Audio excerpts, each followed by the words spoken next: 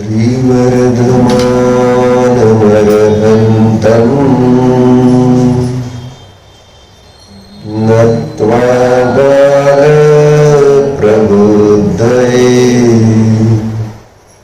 विरच्यते मितस्पष्ट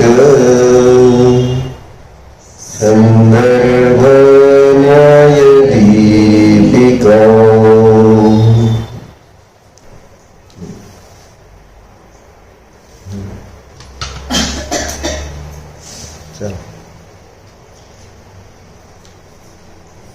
न्यायदीपिका ही जीवनातील सर्वश्रेष्ठ विधी आहे.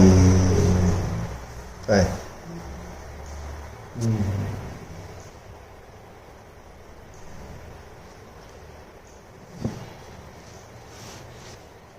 कारण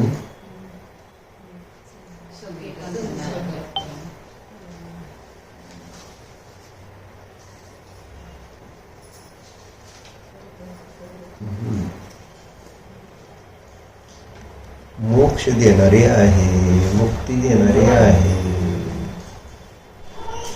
बंधनातून सुटका देणारी आहे.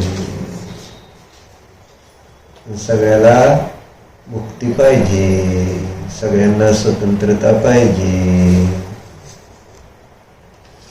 कुणालाही बंधन नको आहे. बरोबर. म्हणून मुक्तीची इच्छा असणाऱ्यांनी काय करावं तर न्यायदीपिकेचा अभ्यास करावा आणि त्याच्यामध्ये सांगितलेल्या विषयाचा जीवनात प्रयोग करून स्वतःचं जीवन सफल करावं असं आहे ते. नाहीतर मग आपण बघतोय 84 गाथा प्रवचन सारची, ज्यामध्ये अनिष्ट कार्याचं कारण रूप असणारा 3 प्रकारचा जो मोह आहे,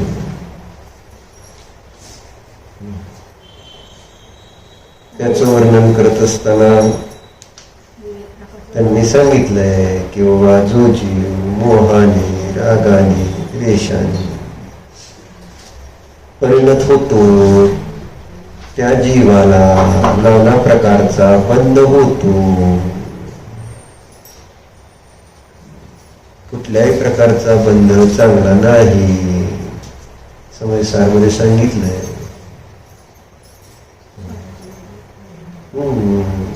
सोन्याची बेडी असली म्हणून काय, सोन्याचा पिंजरा असला म्हणून काय त्या पोपटाला आनंद नाही. पिंजरा हा शेवटी पिंजराचा आहे, तो सोन्याचा आहे का लोखंडाचा आहे याने काय फरक पडणार आहे. पण अज्ञानी जीवाच्या कल्पना असतात आहे ना. अज्ञानी जीवाची कल्पना आहे ना. काय कल्पना आहे? पुण्योदयामध्ये विचार करतो माझं चांगलं चाललंय, आता मला आता काही दुःख नाही, असं सामान्य जीवांना वाटतच ना. जेव्हा की पुण्याचा उदय आला तर त्या उदयामध्ये रमला तरी ते पण बंधनच आहे ना. स्वर्गात गेला म्हणून काय संपलं का दुःख? नाहीतर मग आचार्याने 3 गतीचं, देवांनी 3 गतीतलं दुःख सांगायला पाहिजे. देवगतीमध्ये दुःख आहे असं सांगायला नको आहे. स्वर्गामध्ये सुख आहे असं सांगायला पाहिजे एकांताने. पण 4 गती दुःखरूप आहे का? 4 गती दुःखरूप का आहे?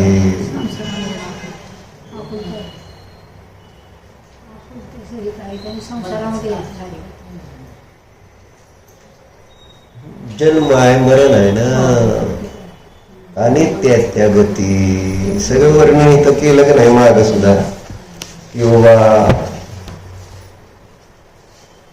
छान दिलं तिथं, ते पण वाचून घेऊ आपण एकदा. आता बघा, ज्याला आपण सुखरूप मानतोय,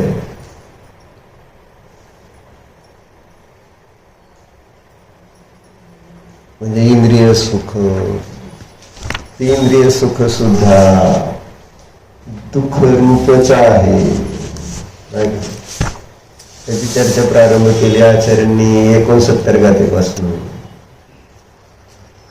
ज्या अधिकाराचं नाव त्यांनी दिले आता शुभोपयोग परिणाम, शुभ परिणाम अधिकार प्रारंभ.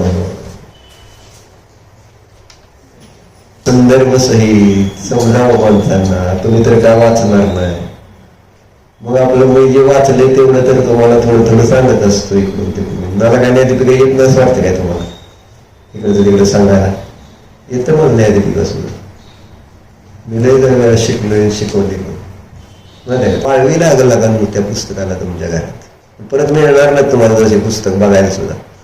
असताना त्याचा उपयोग करत नाही तर त्या संपत्तीचं परत मिळणार. जी संपत्ती वापरली जात नाही ना, ती संपत्ती परत कधीच मिळत नाही. मग ती लौकिक असू दे नाही तर अलौकिक असू दे. लौकिक संपत्ती नाही वापरली तर काय होणार सांग बरं? परत मिळेल का मेल्यावर? नाही मिळत. मग का वापरायची?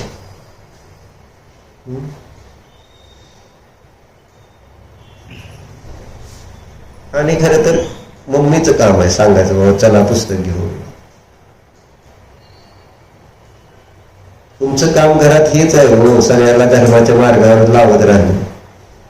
स्वतःच अधर्म करणार तर मग बाकी कसे धर्म करणार? माझी क्षमा. उद्यापासून कोणी बघितलाय उद्या मला नागारी वाजवा लागतील त्या भीमासारखे? उद्या दान देतो म्हटलेला होता धर्मराज, त्यावेळेस ते नगारे वाजवले, म्हटलं 2 गोष्टी कळल्या. उद्यापर्यंत हे जिवंत राहणार आहे 2 जण, आणि उद्या हे भाव राहणार आहेत दान द्यायची. पुढच्या क्षणाची गॅरंटी नाही उद्या आणते नक्की. जर विमानानं जायचंय काश्मीरला आणि तिकीट विसरून येतं याला, तर उद्या आणते की रावताना म्हणायचं ते दोघं ते विमानात गेलाय नाही विसरले, उद्या आणते उद्या. चालतं का नाही? होय दीपक तसं का? काय चुकलं म्हणायचं, क्षमा म्हणायची, त्याला पाया पडत त्याच्या म्हणायचं क्षमा चुकलं, हाय माझ्या तिकीट बरं का, पण उद्या आज नाही आणू शकलो. का 4 गतीचं दुःखाचं वर्णन चाललंय? न्यायाधिपिका वाचते. 4 गतीचं दुःखाचं काय संबंध?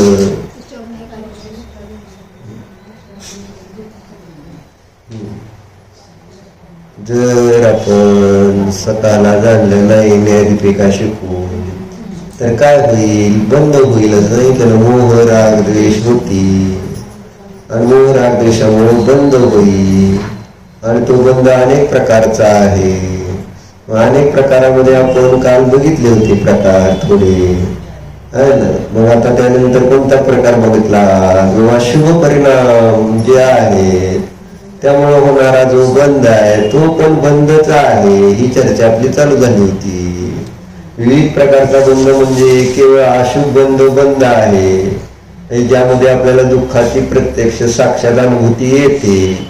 परंतु शुभ परिणामाने जे पुण्य बांधलं जातं ते पुण्य सुद्धा बघितलं आपण सोन्याचा पिंजराचा आहे. सोन्याचाच पिंजरा आहे. मधुर मिलन काय? सोन्याचा का लोखंडाचा पिंजरा आहे?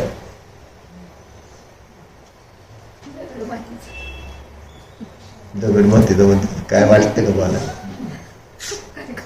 कष्ट घेतले त्यांनी, कष्ट त्याच्यासाठी. मग दगड माती म्हणायचं ना आमच्याला. आमचं सोन आहे. आपल्या मुलाला आपण कसला जरी असला तरी का पांढरा कसला तरी सोनाच म्हणतो त्याला आपण. त्याला दगड मातीचं म्हटलं का चुकलं म्हणून त्याला, नाहीतर ते मला त्रास करेल. क्षमा म्हणते. नाही खरं मला पण माहित आहे, तुला पण कळते, कारण आपल्या दोघांचं नाही ते. अनुपमा व्हरायटीज ती कशाचं हाय, पण आहे ना तसं म्हणून चालतं का? चालत. आपलं जे असतं ते दगड मातीचं नसतं, दुसऱ्याचं सगळं दगड मातीचं आहे. सोनं सुद्धा त्याची माती असं असतं, आणि आपली माती सुद्धा सोनं असतं. असं ते मोहाचं जाळं असतं. म्हणून तर माणसानं निर्मोही असावं असं सांगितलं नाही का वाक्य. अधर्म, नीती, विषयभोग हे अमृतासारखे गोड वाटतात, रुचिकर वाटतात मोही जीवाला, असं आहे. आणि धर्म, नीती, सदाचार हे विषयासारखे कटू वाटते मोही जीवाला. म्हणून समुद्र उदर महाराजांचं सुविचार लिहिला, म्हणून माणसानं निर्मोही असावं. निर्मोही असावं माणसाने. काय उपयोग नसतो मोह करू, त्याचं फळ चांगलं नाही. कारण अनेक प्रकारचा बंध होतो त्याने, हे चाललंय ना. म्हणून चांगला बंध झाला म्हणजे आपल्याला पुण्याचा उदय, शरीर चांगलं, संयोग चांगले, भोग चांगले जसे स्वर्गात मिळतात, आहे ना. म्हणून त्या ठिकाणी ते सगळं सुखरूप आहे काय. जी काही अनुकूल आपल्याला मिळाली साधन सामग्री ती सुखरूप आहे काय. मग त्याची सिद्धी करताना इथं हा अधिकार सांगितला गेला की शुभ परिणामानेच काय होतो, पुण्याचा बंध होतो. आणि पुण्याच्या बंधानेच काय होतं, पुण्य बंधाला काय होतं,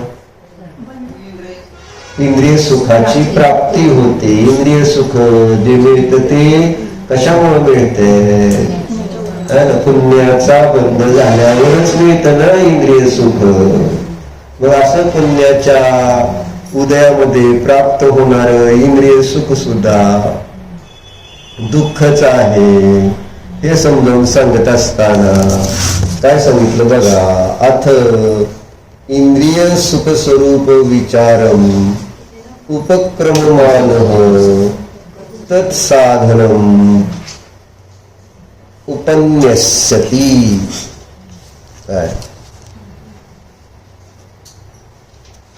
काय सांगायला लागले की आता इंद्रिय सुखाचं स्वरूप, इंद्रिय सुख स्वरूपाचा विचार करत असताना इंद्रिय सुखाचे साधन जो शुभ उपयोग आहे त्याचं स्वरूप सांगतात. आम्हाला सगळ्यांना इंद्रिय सुख पाहिजे, पण त्याचं कारण पण आपल्याला माहिती नाही की काय केल्यावर इंद्रिय सुख मिळतं. माहित आहे काय केल्यावर,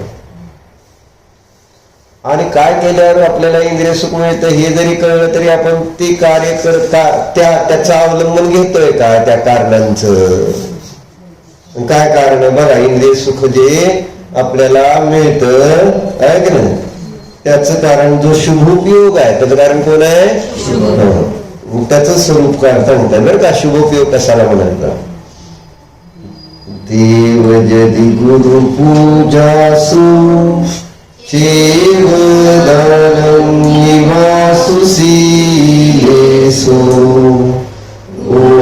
उपवासादिषु रक्तो सुभगपदो अप्पा.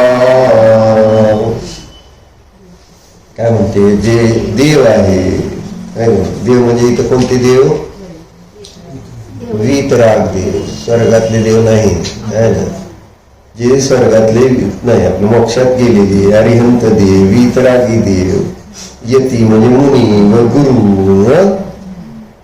यांच्या पूजेमध्ये, तसेच दानामध्ये, तसंच सत्शीलामध्ये किंवा जे तप आहे उपवास आदी त्यामध्ये लवलीन जीव जे असतात तेच शुभोपयोगी आत्मा समजावे. ठीक आहे.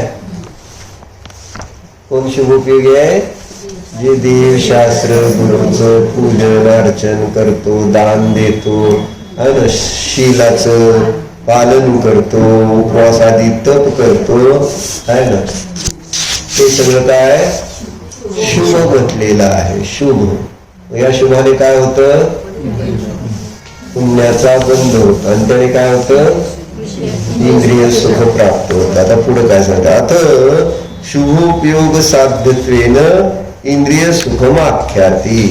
अशा त्या शुभोपयोगाचे फळ इंद्रिय सुख आहे हे सांगतात. शुभोपयोगाचं फळ काय? स्वर्ग सुख नाही. काय सांगायला लागले? स्वर्ग सुख नव्हे, मोक्ष सुख नव्हे, अतिंद्रिय सुख नव्हे. शुभोपयोगाचं फळ म्हणजे हे व्याप्ती आहे हो.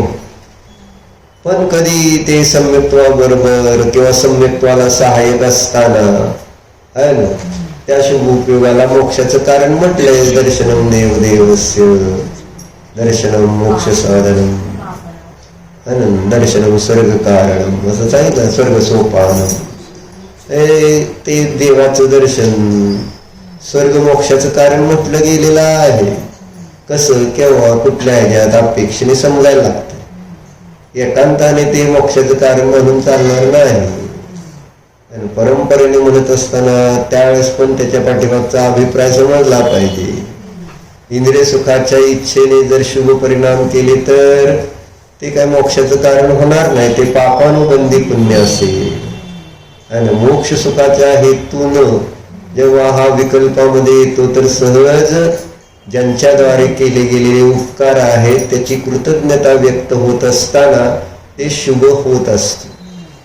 कृतज्ञता व्यक्त तो करतो ज्ञानी, अति कृतज्ञताच त्याला मोक्षाचं कारण पण होते असं म्हटलेलं आहे.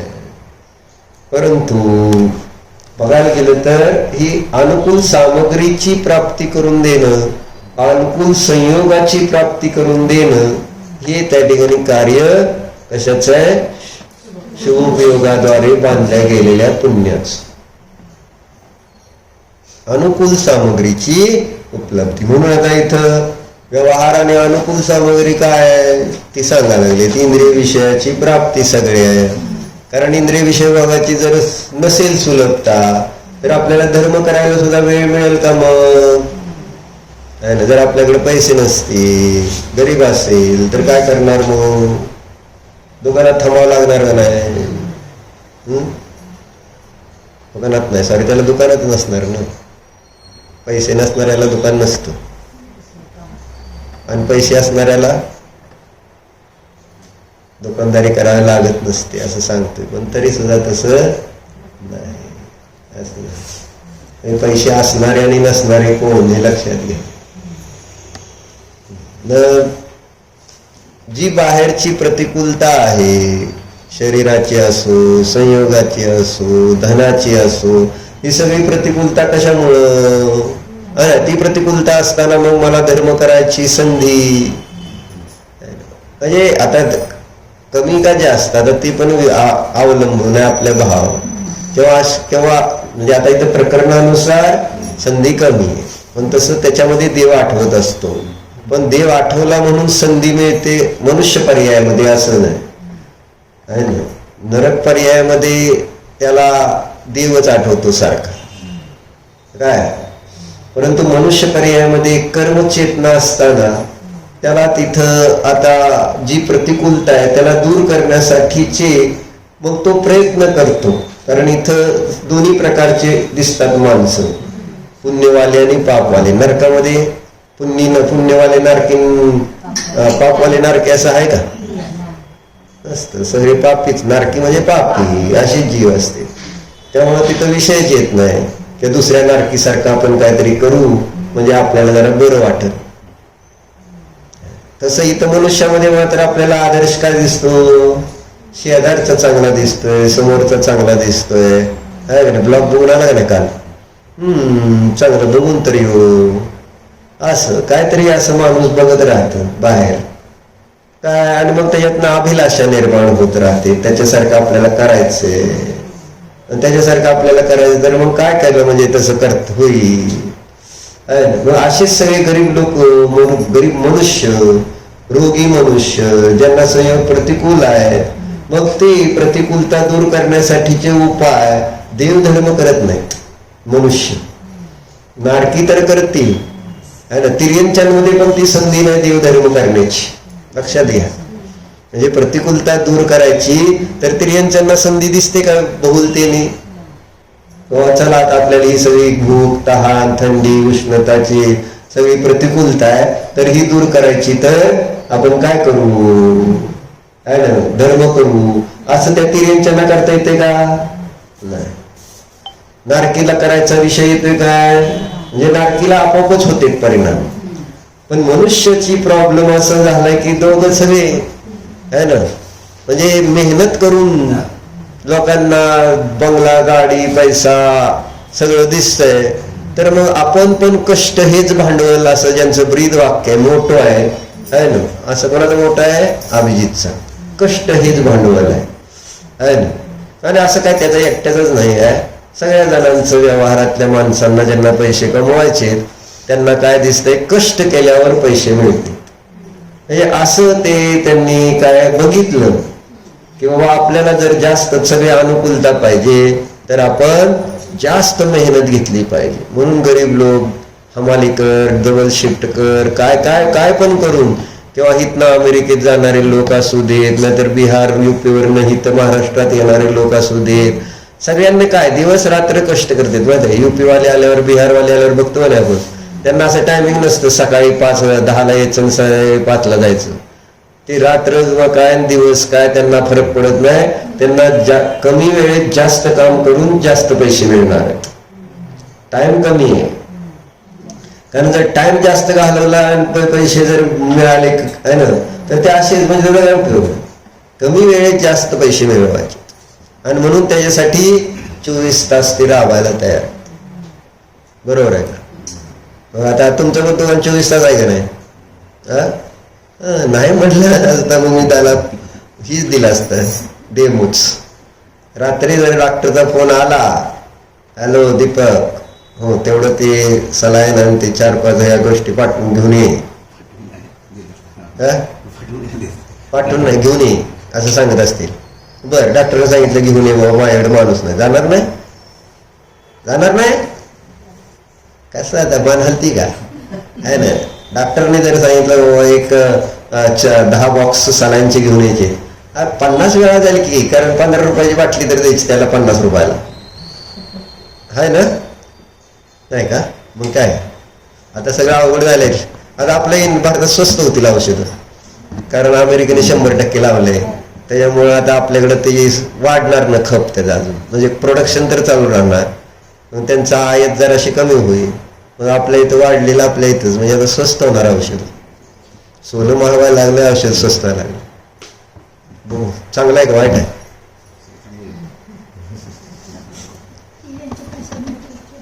असतेच की, त्याला काय झालं करते की. मी काय म्हटलं, बहुलतेने तिर्यंच गतिमते आहे ना, दुःख दूर करण्यासाठीची जी प्रक्रिया आहे ती कोणती आहे?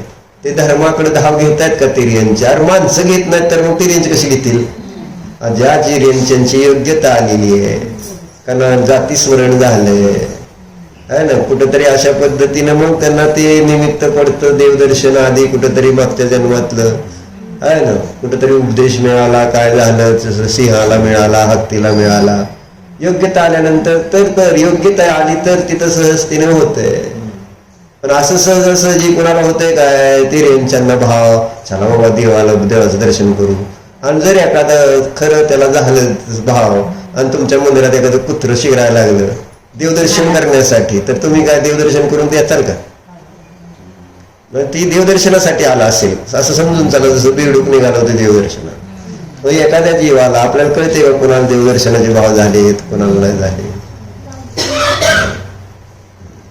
मग आपण त्याला हाकलून देणार का नाही बाहेर? एखादं गाडू मंदिरात शिरायला लागलं देवाच्या पाया पडायला,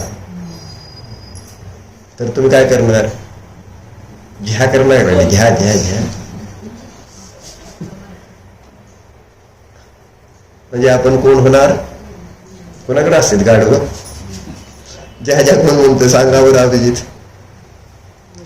असं हे सांगायचं असं आहे. तिर्यंच्यांना धर्म करायचं म्हटलं तरी संधी आपण देणार नाही, आणि तशी तर भाव बनतच नाही. आणि आपण माणसं आहे ना, म्हणून म्हटलं आपण सुखी होण्यासाठी आम्हाला इंद्रिय सामग्रीच कारणभूत भाषित होत असताना मग करतो काय? त्या इंद्रिय सामग्रीला गोळा करण्यासाठी आपण देवपूजा, असं गुरूंची पूजा, दान, सेवा आहे ना, व्रत, नियम हे पाळतो. का आपण शारीरिक कष्ट जास्त घेतो, मानसिक कष्ट जास्त घेतो. कोणते कष्ट? आपण पूजा अर्चेला महत्व देत नाही इंद्रिय विषय भोगाच्या प्राप्तीसाठी. आपला विश्वासच नाही ना, श्रद्धाच नाही की बाबा मी पूजा अर्चा केली तर पुण्य बंद होईल आणि पुण्यबंधाने इंद्रिय विषय भोगाची सामग्री मिळते, असं जे सांगते जिनेंद्र देव. मी सांगतोय का? हे जिनेंद्र देवाचं वचन. जिनेंद्र देवाने सांगितलं की कशामुळं सगळी इंद्रिय विषय भोगाची सामग्री मिळते. जे ते चांगलं मिळालेलं आहे ते सगळं कशामुळे, म्हणजे हे संसारातल्या चांगल्या गोष्टी. त्याचं कारण शुभ परिणामाने बांधलेलं पुण्य, आणि त्या पुण्यानं मिळत असते सामग्री. परंतु तरी सुद्धा आपण गणित मात्र अशुभ परिणामाने सामग्री गोळा करायचं, संकलेश करून सामग्री गोळा करायचा प्रयत्न करतो. आणि ते करत असताना मागच्या पुण्याचा उदय येतो आणि आपल्याला वाटतं बघा मी कष्ट केलं म्हणून मला सगळं मिळालं. कावळा बसायला फांदी तुटायला, तसं तुमची बाहेरची मेहनत आणि पुण्याचा उदय युगपद येतो आणि तुम्ही असं समजता की माझ्या मेहनतीमुळेच हे सगळं मी केलेलं आहे. बरोबर आहे का? बिल्डिंग कोणी बांधली तिकडं हॉस्पिटल? काय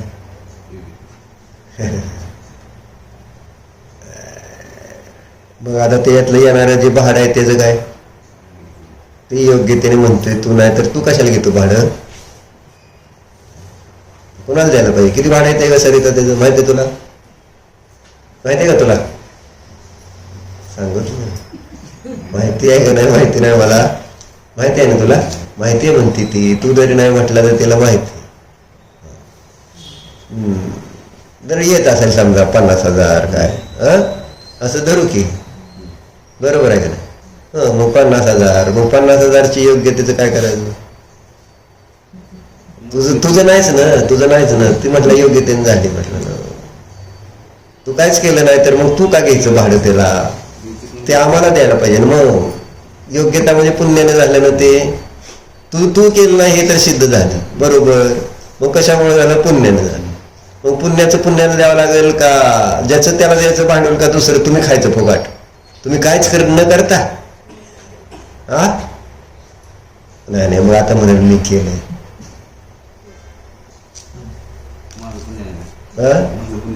तुझं असतं का पुण्य? मग मी म्हटलं की तू केलं तर तू म्हटलं मी नाही काय केलं, माझं पुण्य नाही का म्हणतोय आता मला. मग तू बांधली म्हण की बिल्डिंग, मग आता तुझ्याच पुण्यानं बांधली ना तू. आम्ही लय हुशार असतो दीपक, माहित आहे ना तुला. आम्हाला दुसरा उद्योग नाही. मीच भाडे घेणार अजून सर. बरं भाऊ घेऊन टाका असं एखाद्या मोठ्या मनाने म्हणून घ्या ना. आता सांगतो अजून जर बिल्डिंग एखादी बांधायची असली तर ही दिल्यावर दान आता काय वाचलं काय? ते काय तर नुसतं तू घेणार माझं पुण्य मीच घेणार.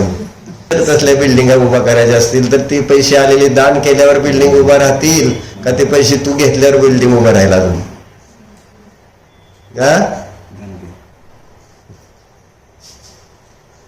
करतं ते दान चांगलं आहे, तसं काय नाही आहे. पण आपलं चर्चा चाललेली आपली की जी काही बाहेरची सामग्री मिळते आहे ती पुण्यानं मिळते, याची व्याप्ती लक्षात घेतली पाहिजे. काय ना? आणि पुण्य शुभ परिणामाने बांधलं जातंय. हे सगळं असं जर आपल्याला हे त्याचे कारण कार्य संबंध समजले आहे ना, तर मग आपल्याला काय कोणतं कार्य करण्यासाठी काय केलं पाहिजे हे आपण समजल्यावर तसं करता येईल ना. कोणती वस्तू, इडली कशी बनवायची, शिरा कसा बनवायचा, कुठली दशमी कशी करायची, भाकरी कशी करायची हे समजलं तर मग त्या पद्धतीने करायला. भाकरी जर दशमी करायला लागला आणि भाकरीसारखी जर दशमी करायला लागली काय होईल? नाही होत, गॅरंटी. ज्या पद्धतीने भाकरी बनवतो त्या पद्धतीने दशमी नाही बनणार, ज्या पद्धतीने दशमी बनवतो त्या पद्धतीने भाकरी बनणार नाही.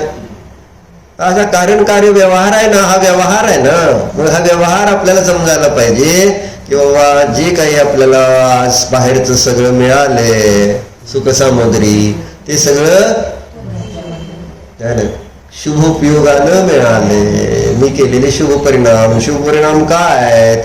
देवाची पूजा, गुरूंची पूजा, दान करणं, सत्शील आणि जे शील व्रत आहे त्याचं पालन करणं, उपवास आदी करणं हे शुभ उपयोग आहे. आणि मग इथं तिने दिलं या शुभ उपयोगाचं फळ काय तर है ना इंद्रिय सुखमाख्याती. आता काय जुत्तो सुहेना दातिर्यो वा मानुसो व देवो वा भूदो तावदी कालम जहदी सोहम इंदियम विविहम.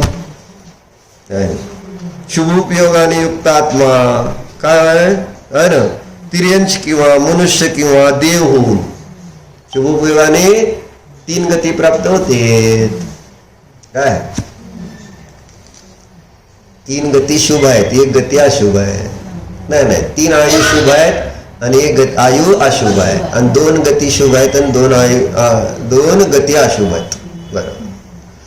पण आता इथं पण त्यांनी दिलं ना कुंदकुंदाचार्यांनी शुभ परिणामाने काय मिळतंय, कधी तिर्यंच होईल, कधी नारकी देव होईल, कधी मनुष्य होईल असं म्हटलंय.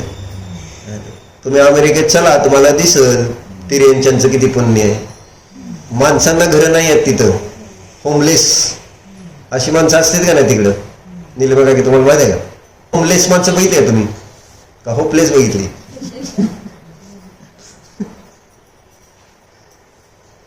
म्हणजे माणसं अशी आहेत की ज्यांच्याकडे घरं नाहीत आणि ती माणसं अशी आहेत त्यांना जर आपण खायला प्यायला दिलं ना तर ते घेत नाहीत, पैसे द्यामध्ये पैसे, कारण त्यांना ड्रग्ज जास्त आवडतात.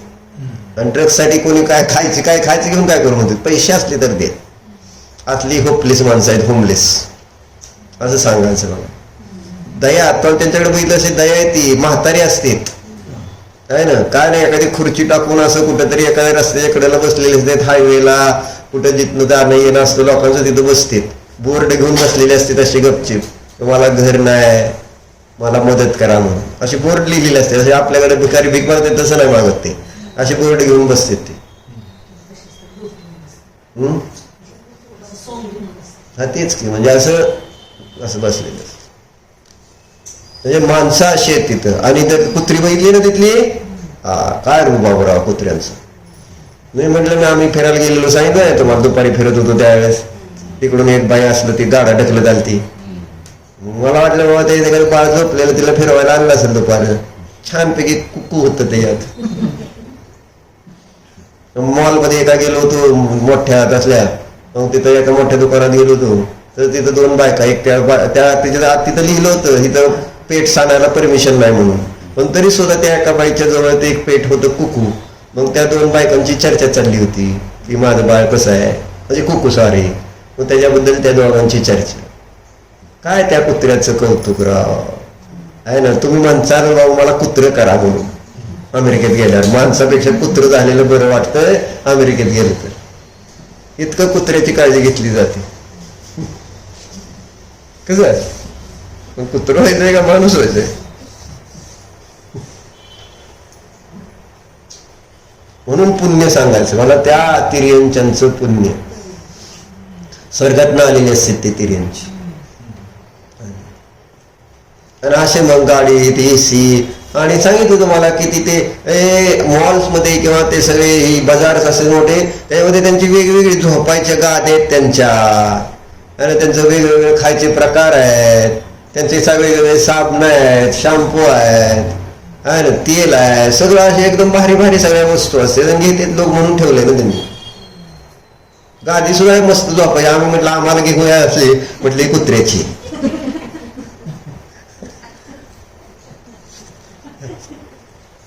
अवघड असतं म्हणून तुला मी ना अमेरिकेला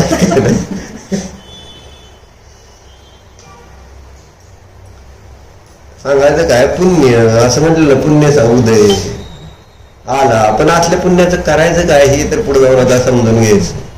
तिर्यंचांना सुद्धा पुण्याचा उदय आहे. तुम्हाला आम्हाला सोडा, त्यांना सुद्धा पुण्याची सामग्री प्राप्त होते आहे असं दिसतंय ना स्पष्ट.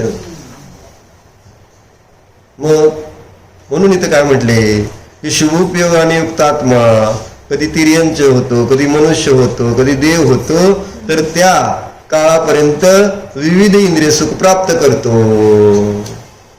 है ना, तिर्यंच होऊन, मनुष्य होऊन, देव होऊन, है ना, त्या जीवांना काय मिळतं मग अनेक प्रकारचं इंद्रिय सुख त्या ठिकाणी त्यांना प्राप्त होत राहतं. बरोबर आहे. कशामुळे प्राप्त होतं? शुभोपयोग केल्यामुळं. शुभोपयोगाचं फळ पुण्यबंध. पुण्यबंधाचा उदय इंद्रिय सुख सामग्रीची प्राप्ती आहे. आता सामग्री मिळालेल्याचा उपयोग कसा कोण करतो ते त्याच्यावर आहे. जसं चाकूचा उपयोग डॉक्टर काय करेल आणि चोर काय करेल, दोन्ही सामग्रीच आहे. परंतु डॉक्टर तर जीव वाचवण्यासाठी करतोय आणि चोर जीव घेण्यासाठी करतो. असं आहे फळ. तसं पुण्य सामग्री मिळाली तर मग आपला जीव आपण घ्यायचा का आपल्या जीवाला जीवदान द्यायचं हे आपल्यावर डिपेंड आहे. पैसे मिळाले तर त्याद्वारे आपल्या जीवाचा घात करायचा की त्याद्वारे आपल्या जीवाला जीवनदान द्यायचं.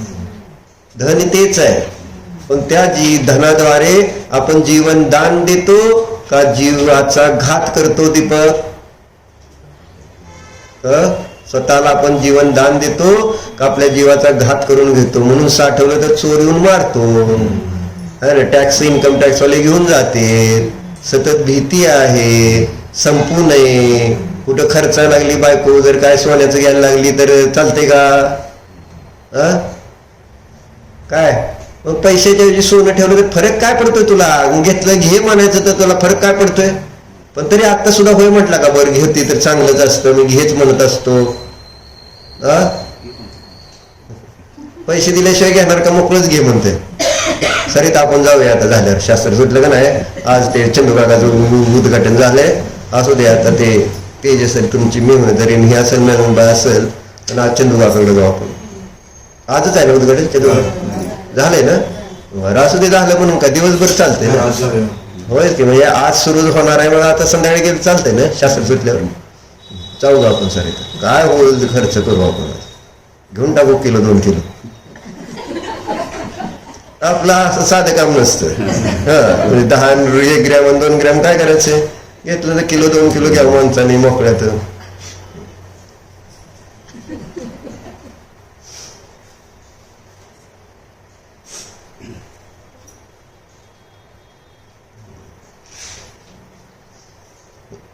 जर खरंचलं तर घात होईल का नाही? म्हणजे आपलं जीव जातो असं जेव्हा खरंच ते बायका पैसे पुरुषांचे त्यावेळेस घात झाल्यासारखं वाटतो का नाही? अभिजित बोलत नाही म्हणजे घात होते सरळ. नाही तर हे घात होत नाही. तुम्ही काय सांगा लागला? सांगा आता काय करू दे तेजश्रीला. पण बरं तसं मुली नाही हलव. आज शब्द कसे यायला पाहिजेत? म्हणजे ते शोलेसारखं बळानं हसल्यासारखं तसं बळानं म्हणालं.